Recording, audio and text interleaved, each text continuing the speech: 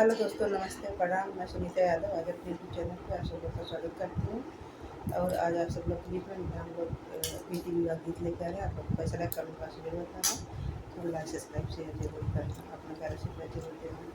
हम लोग का प्रीति विवाह आपको कैसा लगा।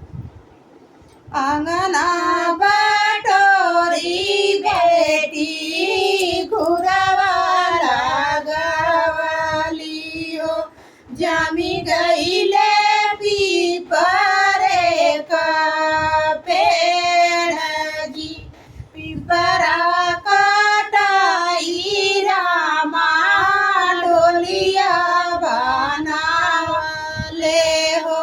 चल धाना हमारा के देश जी, खाई से के चली प्रभु तोहरे के देशवा हो। छूटी जाई है पापा हमार जी, हमारे नी पापा के पापा गो राई हो। अपन पापा दीहू बिसराई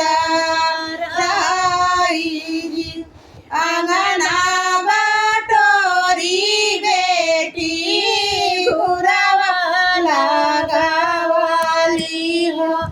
जामी गईले पीपरे का पेड़ जी, पीपरा कटाई रामा डोलिया बनावले हो।